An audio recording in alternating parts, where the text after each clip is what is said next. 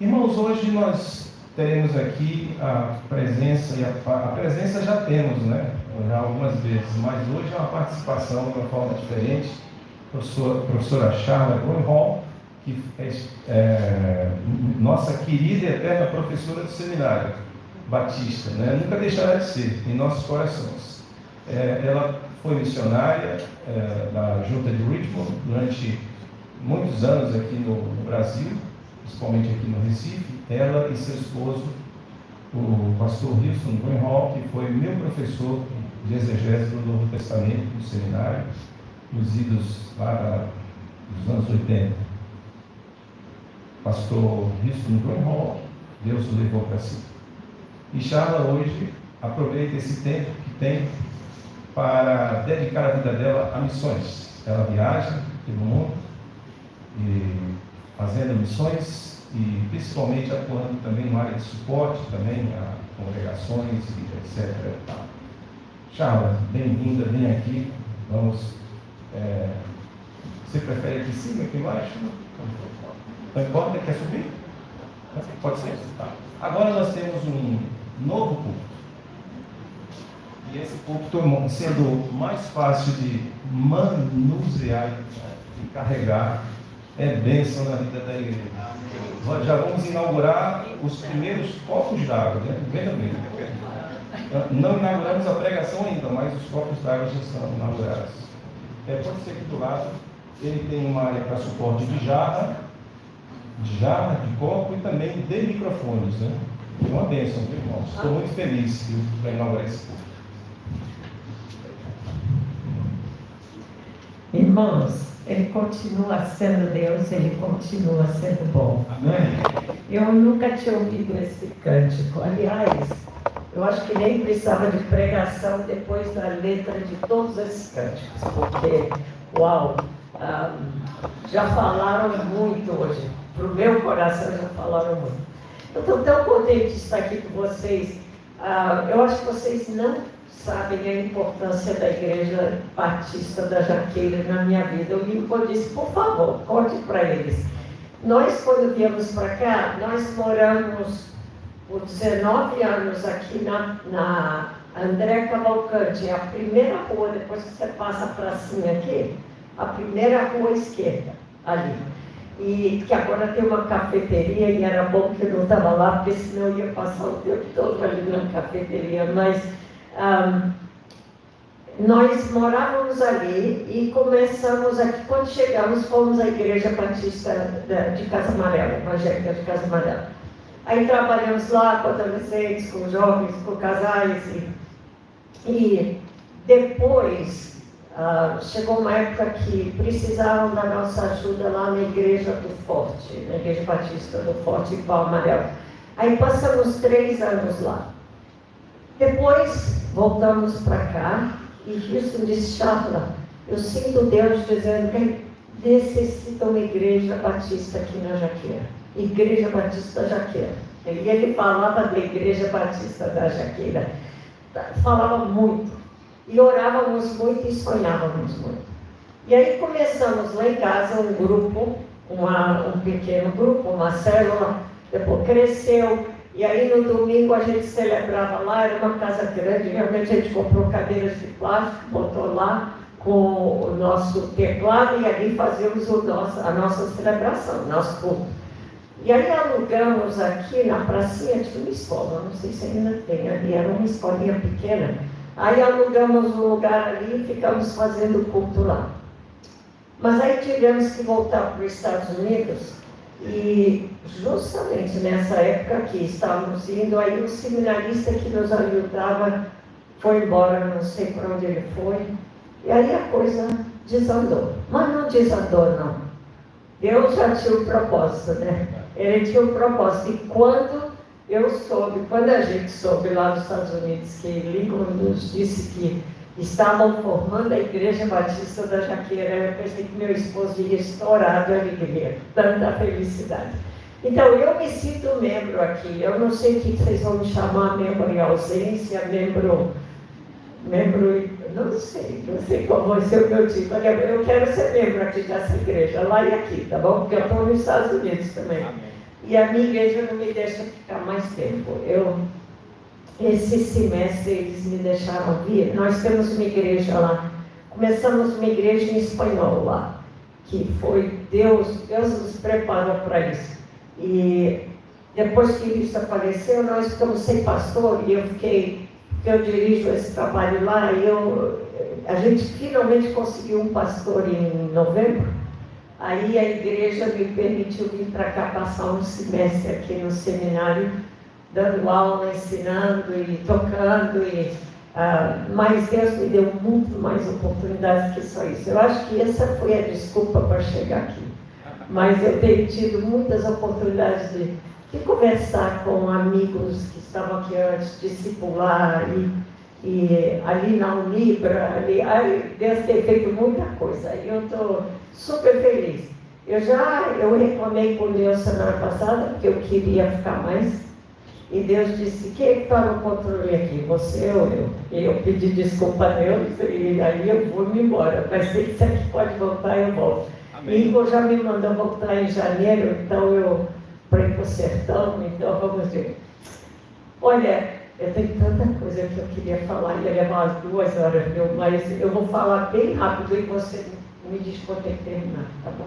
Pastor, por favor. Porque na realidade eu queria chegar ao tema de missões, porque missões é o meu coração, é o coração de vocês também. Eu já notei que essa igreja realmente tem missões no coração. Mas para chegar a isso, eu quero realmente enfocar naquele versículo que vocês todos sabem de cor, que deveria ser o lema da nossa vida, que quando Jesus disse, quando ele vai subindo aos céus, né?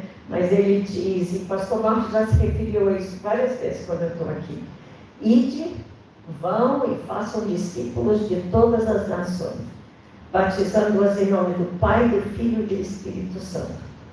Ensinem esses novos discípulos a obedecerem a todas as ordens que eu lhes dei. E lembrem-se disto, estou sempre com vocês até o fim dos tempos. E quando ele diz ide, a gente sabe que a tradução é indo, né? Deveria ser indo, dia a dia, 24 horas por dia. Indo, à medida que a gente vai durante o dia. Isso não é só para alguns, não, isso é para todos nós. Todos nós. Indo. E eu lembro que assim que eu comecei a trabalhar na igreja lá nos Estados Unidos, porque você tem que estar disposto 24 horas ao dia. E eu lembro que a minha primeira conta de telefone chegou e foi imensa, imensa, porque a gente pagava por minuto. Vocês lembram, alguns de vocês? Quando saiu o telefone, a gente ainda pagava por minuto. E aí a minha conta foi enorme. Aí eu fui falar com o pastor de missões e ele disse: minha filha, você tem que dizer que eles têm que ligar para a igreja e deixar recado. Eu disse: sabe quando é que os problemas acontecem? Não é entre 8 e 5, normalmente. É 6, 8, 10 da noite, meia-noite, e eram os problemas seríssimos que chegavam, porque eu trabalho muito são todos hispanos, da América Latina, e temos 16 países representados lá na nossa igreja hispana. Uns 250 agora. Então, muitas culturas diferentes, apesar de falar em espanhol, são muitas culturas diferentes, eles, cada um com o seu problema, cada um com necessidades diferentes. E aí eu vi que o negócio é 24 horas ao dia, não é? Quando eu tenho vontade de ajudar alguém, né? Ou entre 8 e 5. Mas ele diz: indo, fazer discípulos. Compartam o meu amor. Às vezes eu acho que a gente acha que fazer discípulos é uma coisa tão difícil, né? Ele diz: comparta meu amor, comparta que eu sou a verdade, eu sou a vida para eles. Eu quero dar uma vida feliz para eles. Eu entrei no Atacadão dos Presentes outro dia e tinham ao menos 12 caixas lá, moças trabalhando. Eu não vi um sorriso. Não vi um sorriso. Eu pensei, Atacadão dos Presentes é um lugar onde você entra pensando que é um lugar gostoso, né? É presente. Mas ninguém sorria. Eu queria parar todo mundo e dizer: gente, Para que isso, deixa eu falar para vocês de alguém que pode fazer vocês sorrir. Porque o mundo sofre. E Jesus quer que a gente fale desse amor para eles. E diz, indo dia a dia, fazer esses discípulos falar de mim para todas as nações. Agora, o que é todas as nações? É meu vizinho, é minha família, é onde eu trabalho, é onde eu estudo. Eu falei do Libra, porque fiz amizade do Libra, me apresentou o primeiro dia a Simone, que é irmã do dono lá da universidade, e ela logo me deixou ir na academia lá.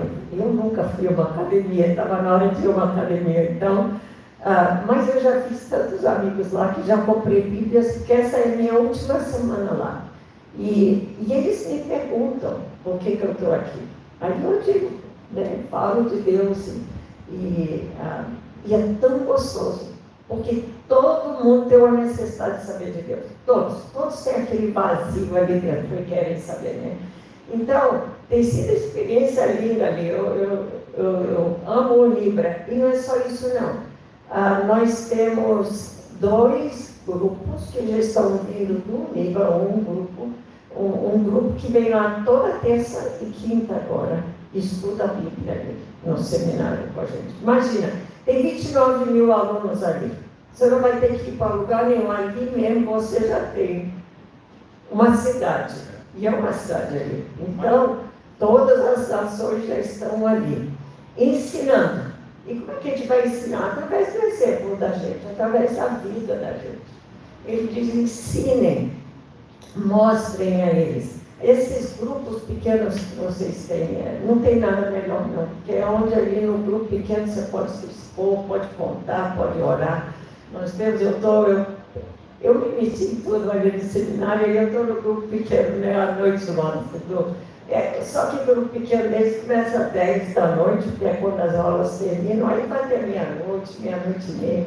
Mas você fica lá no grupo, porque é muito gostoso. Mas é quando a gente pode orar, compartilhar, ensinando, e aí ele diz, eu estou com vocês até o fim dos tempos. Não tem nada melhor que isso, né? Deus é bom, Deus continua sendo Deus, e Deus continua sendo bom todo o tempo para a gente. Agora, e eu quero contar um pouquinho da minha vida para vocês saberem como é que chegou em missões, mas para chegar nesse ponto, nós todos temos que ter esse relacionamento com Deus. Um relacionamento íntimo, onde Ele pode conversar com Ele 24/7, onde Ele pode conversar com a gente 24/7. E é isso que Ele quer da gente. Ele quer ser, e eu não sei o seu nome, meu amigo, mas Lucas, e o Lucas falou, logo no começo, ele quer ser o Senhor da sua vida.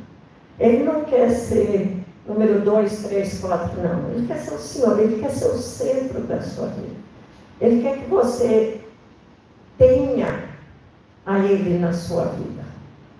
E se você ainda não fez isso, ele disse, olha, o momento que você me quiser, é só me dizer, eu quero o Senhor na minha vida. Eu quero, porque eu creio que o Senhor morreu por mim. O Senhor ressuscitou. E a gente tem um Deus vivo com quem a gente pode falar o tempo todo, né? Que é a diferença com muitas outras pessoas que não têm um Deus vivo como a gente tem. Então, Ele quer ser o Senhor da nossa vida.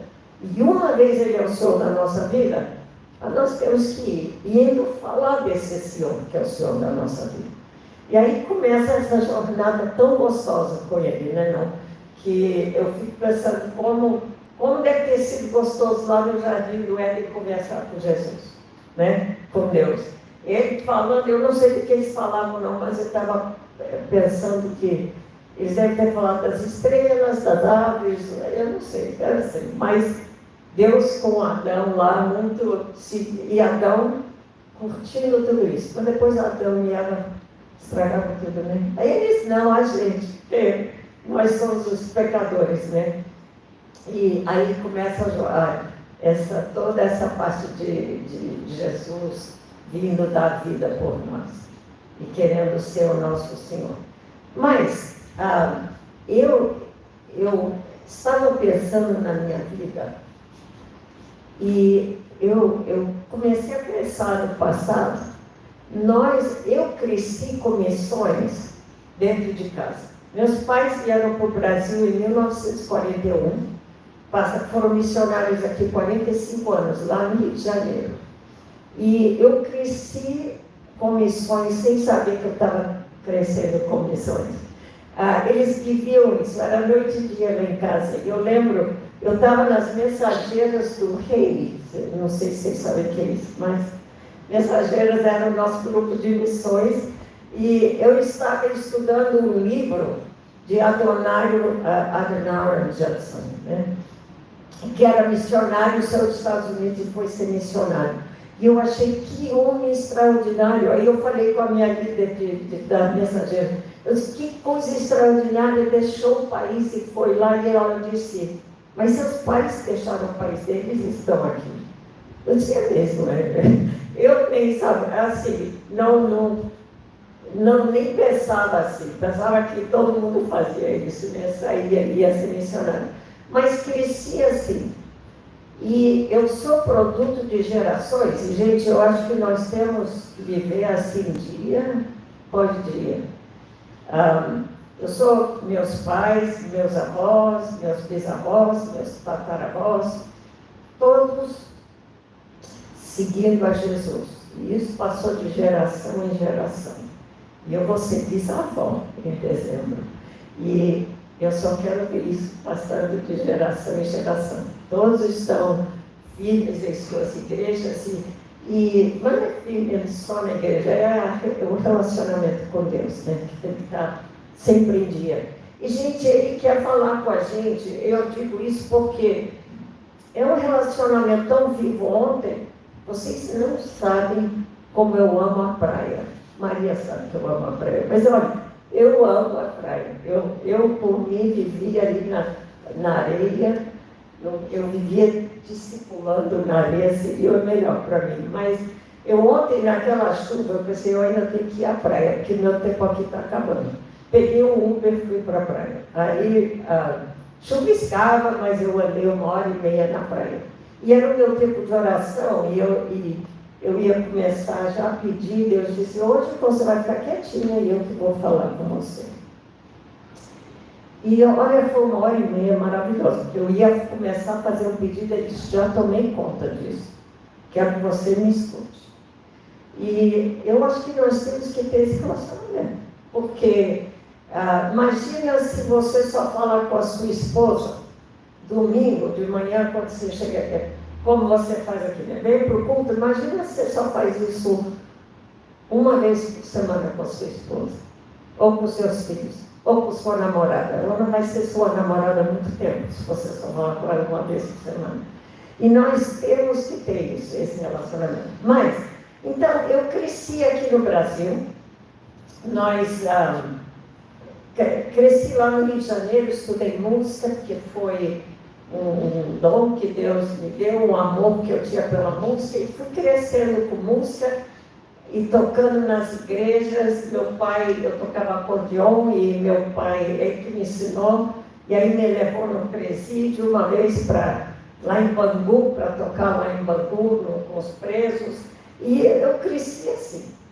Agora, eu pensando hoje de manhã outra vez sobre isso, pensei, a música me levou em muitos lugares.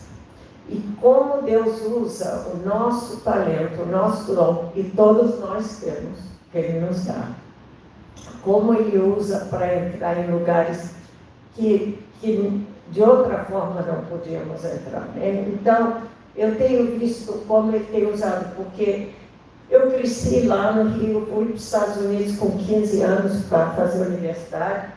E enquanto estava lá estudando música, eu senti o chamado de Deus e não sabia como ia ser esse chamado, como ia parecer isso, mas é um dia de cada vez, né? Então, crescendo ali na universidade, tocando, e lá na universidade conheci um dia, chegou um rapaz chamado Houston Greenhawk, chegou para mim, eu já estava no fim do mestrado, e ele chegou e disse olha, meu nome é Houston Greenhawk, eu acabei de chegar aqui na universidade, ele disse, eu me formei aqui, em física, e depois entrei no exército, saí como capitão e agora voltei para fazer meu doutorado em física. E tenho uma namorada na Alemanha e ela quer vir para cá, conhecer os Estados Unidos. Aí eu quero saber se ela pode ficar na sua casa. Ele não me conhecia, nem eu conhecia ele. Aí eu disse, olha, não tem problema, eu morava numa casinha bem pequenininha, que tinha o meu piano, onde eu podia estudar a noite toda, porque estava preparando o restante de mestrado.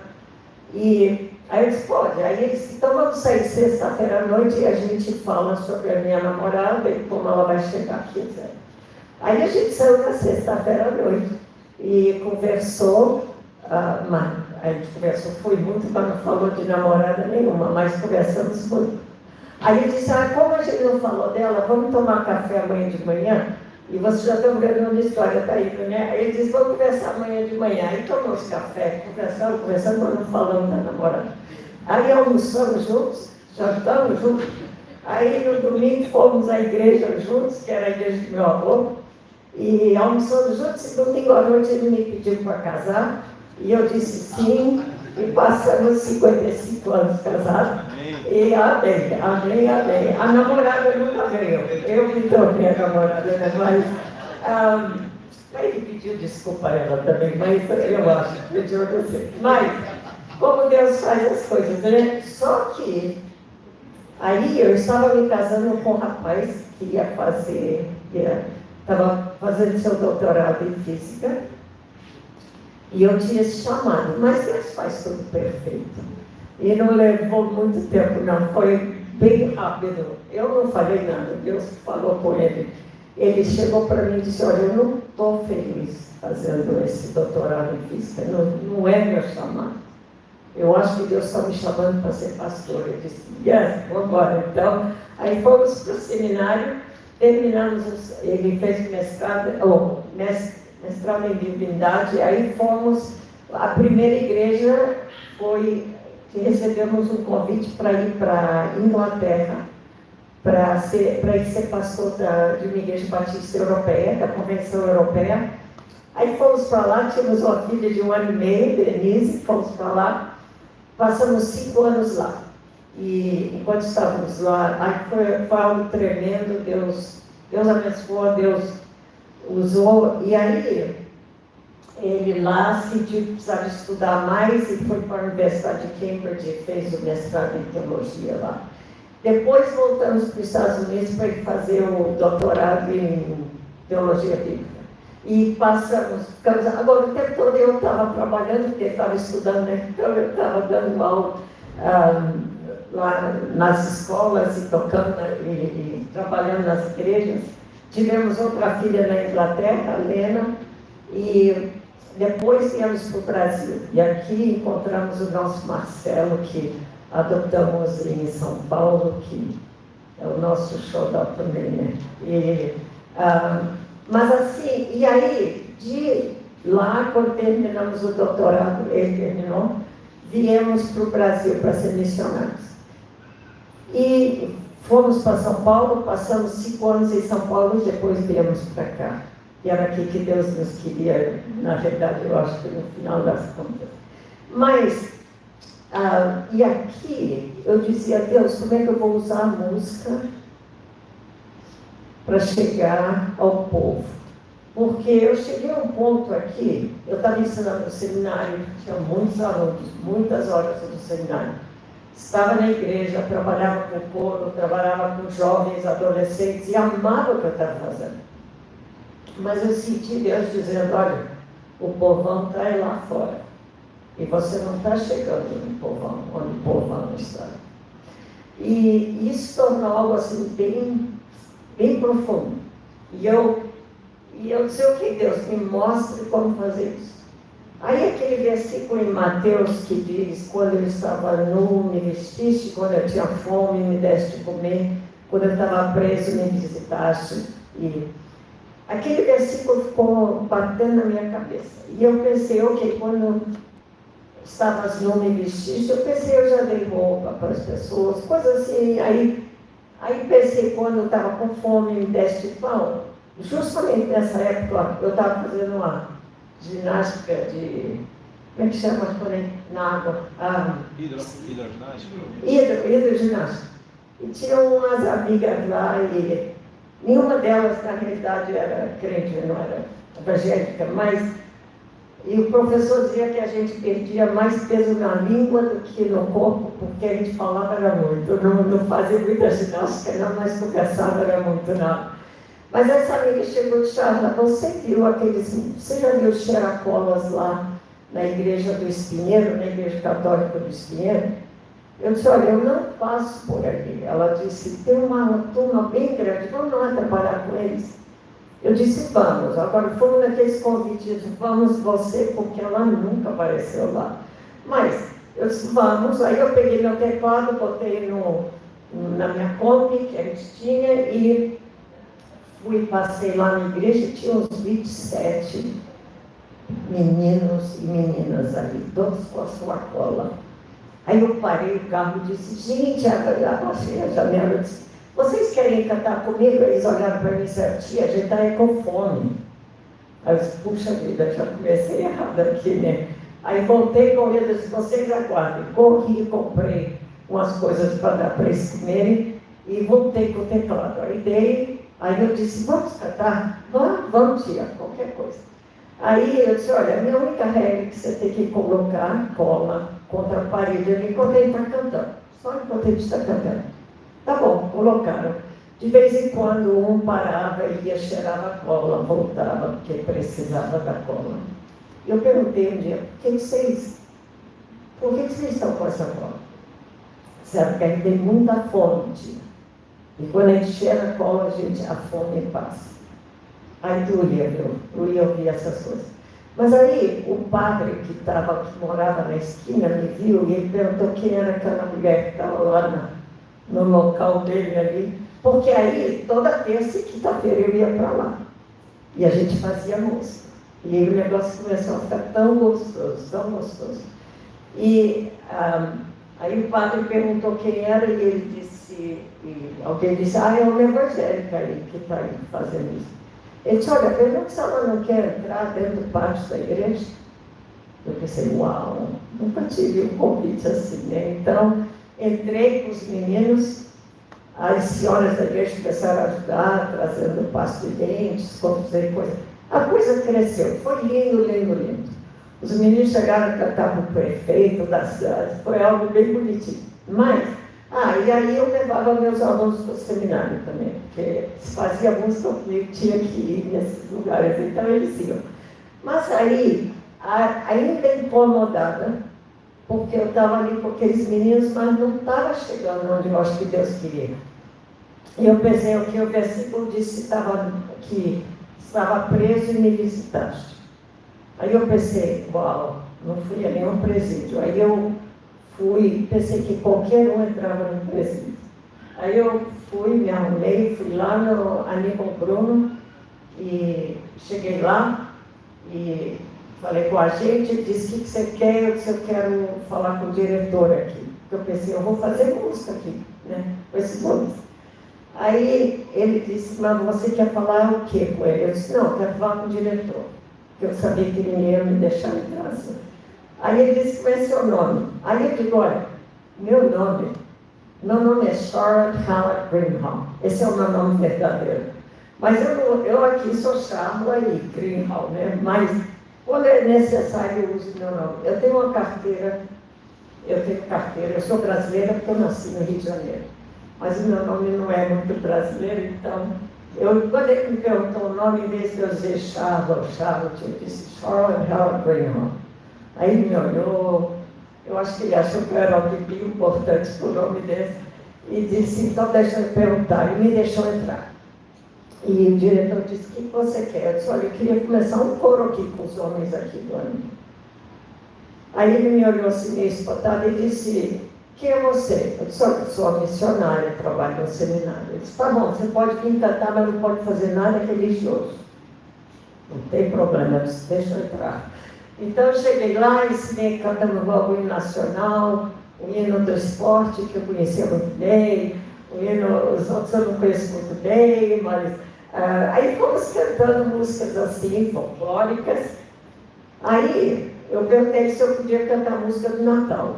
Ainda estávamos em agosto, gente, mas todo mundo gosta do Natal, né? Aí eu disse, a gente pode cantar? Aí o diretor assim, Natal pode, porque não é religioso. Eu disse, tudo bem. Aí foi quando começamos a cantar a música de Natal. E todo mundo sabe, Noite de Paz, né? Então começamos por isso. Aí comecei a perguntar sobre a letra, se eles sabiam o que era isso. E aí a coisa, olha, foram experiências fantásticas ali. Porque, número um, eu descobri que tinha visita conjugal. Não sei se já falei isso aqui para vocês. Mas eu só podia ir na quarta-feira, podia passar 1 hora lá, que era o dia da visita conjugal. Então, as celas são construídas para 4, 5 pessoas, né? 5 homens, mas tem 20, 25 em cada uma. E aí, na visita conjugal, eles estão todos eles têm os colchões dentro da cela, aí põem lençóis entre os colchões, e aí tem sua visita conjugal. O problema é que as mulheres levam os filhos, que não tem onde deixar os filhos. Os filhos estão brincando ali dentro, quando vão procurar a mãe, começam a levantar o lençol para ver onde está a mãe. E eu fiquei horrorizada com isso. Aí perguntei se podia levar algumas senhoras da minha igreja para trabalhar, disseram que sim. Aí elas começaram a trabalhar com as crianças, e ali fora, que era uma coisa muito boa, e contavam histórias da igreja, e aí a coisa foi crescendo ali. E os homens foram aceitando a Jesus, e aí me deram mais tempo, e aí mais tempo, e aí o diretor da Barreto Campeiro me ligou e disse, olha, eu só tenho um coro lá na Aníbal Bruno, eu também quero um aqui, mas eu quero que você cante o Aleluia de Handel. Eu disse, não tem problema. A gente nunca canta o Aleluia de Handel, como eu digo, a gente canta, Deus é tão bom, o Aleluia. Mas aí fui lá para Barreto. E lá é um livro e tanto, porque lá Deus fez muitas coisas lá. E fez no Aníbal também. Lá no Barreto, começamos a trabalhar lá e tinha uns traficantes de droga grandes, de grande porte. Quando eu digo que eram internacionais da África e da Polônia, e todos aceitaram Jesus através da música, porque quando eu comecei o primeiro dia, eu cantei Deus é tão bom com eles. Botei o piano lá, eu chegava, montava o teclado e a gente cantava. E aí, depois que eu ensinei Deus é tão bom, eu perguntei se podia cantar em inglês com eles, se eles queriam. Aí comecei a ensinar inglês e na mesma hora pensei comigo mesmo, que besteira. Eles não cantam nem em português, mas quando eu cantei em inglês, um deles começou a chorar, o que estava em frente de mim. Aí eu fui perguntar, cheguei para ele no fim, se eu vi que você estava chorando, eu disse, você conhece essa música? Ele disse, em português muito mal, ele disse, eu não falo português. Eu disse, você fala que língua? Ele só fala inglês, eu também. Aí começamos, ele aceitou Jesus, os outros 2, eram 4, os outros 2 africanos também aceitaram Jesus, por fim o polonês, e aceitaram Jesus, e aí começou uma reviravolta dentro do presídio. Nós construímos uma igreja, um templo lá dentro. Ele trouxe o pessoal lá dos Estados Unidos e Deus abriu 1000 portas e vieram e construíram uma igreja lá dentro. Aí os homens começaram a aceitar Jesus e aí resolveram que precisavam casar, porque tinham suas visitas conjugais, né? Aí fizemos 22 casamentos num dia só, que eu fui até o Supremo Tribunal, porque eu queria tudo bem feito, e eu queria o juiz lá para fazer o civil. Eles não queriam ir, porque ia ter que ser de graça. E eu disse, não, tem que ser de graça, porque senão dentro tem dinheiro. Aí ele foi, finalmente ele fez. Eu consegui 22 vestidos de noiva, que meu pai mandou lá dos Estados Unidos usar.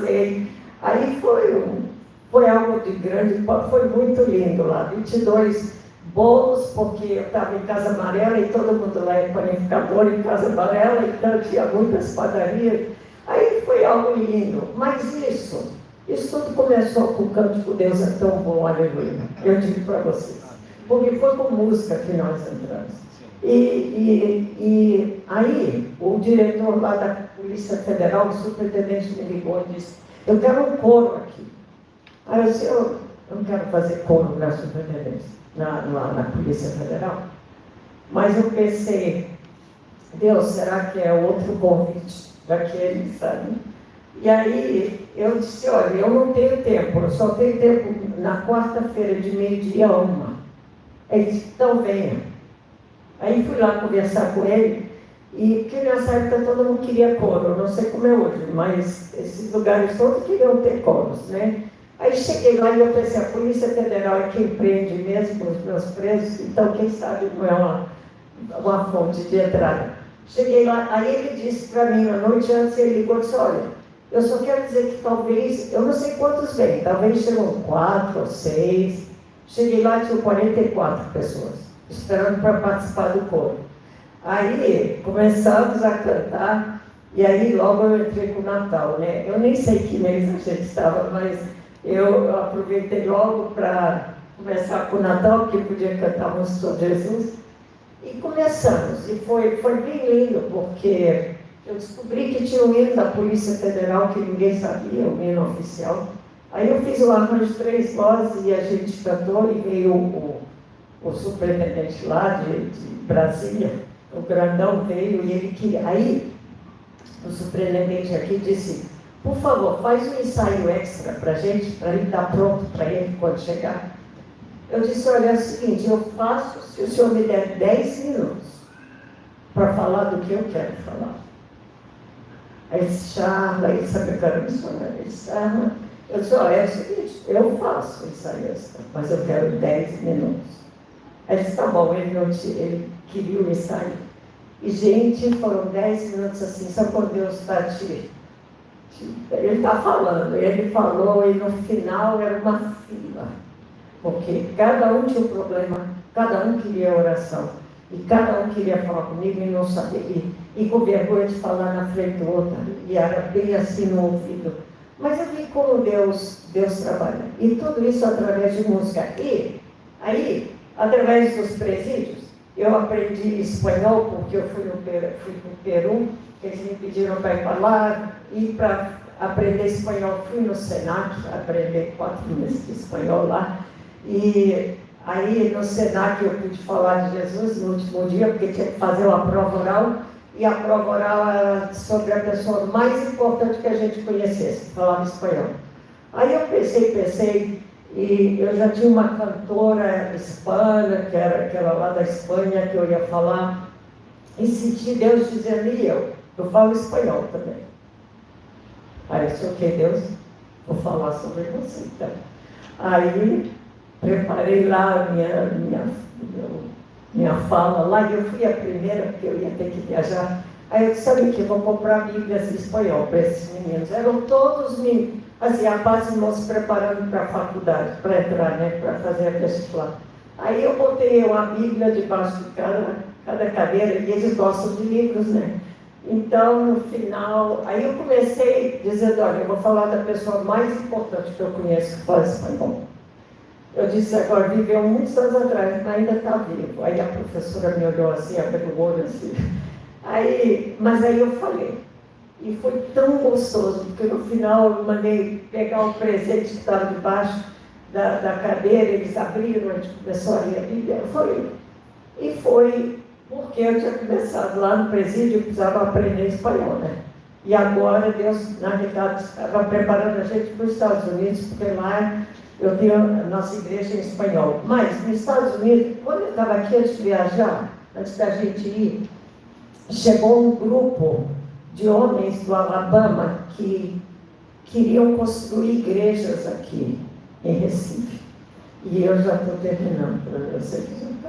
Mas chegou esse grupo e eles queriam construir igrejas. Eles eram pessoas eram homens que eram engenheiros e sabiam construir, E então, começamos com a convenção, e a convenção disse, olha, necessitamos uma aqui, uma aqui. E aí começou essa parceria, eles vinham.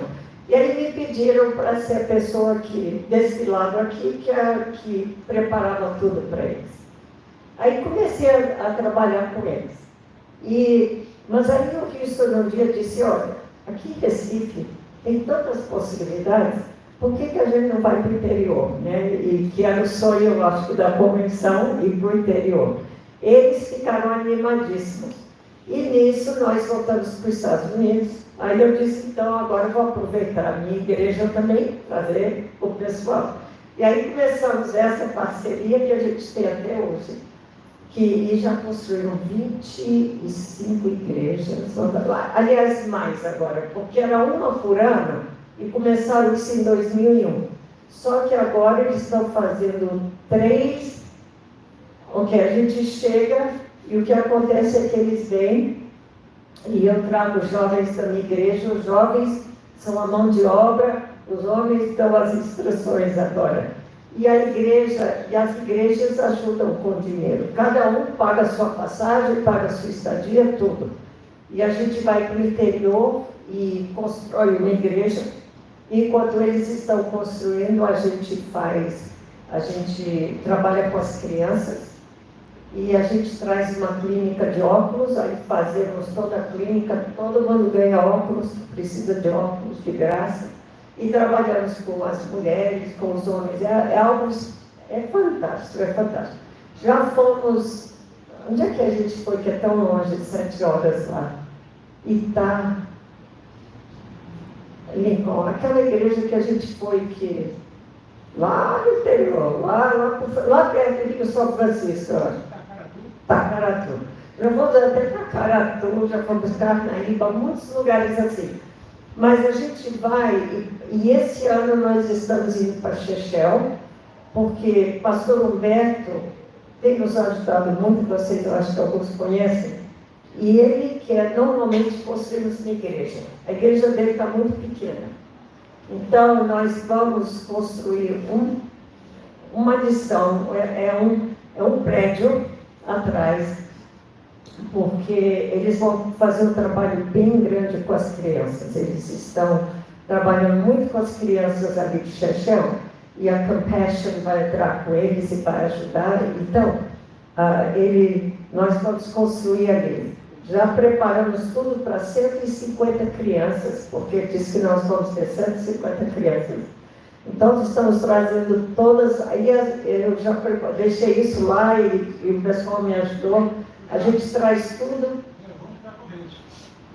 E vamos para a corrente, sim. Próximo vai ser corrente, porque o Nico vai mandar e vai dizer que é lá que precisa, né?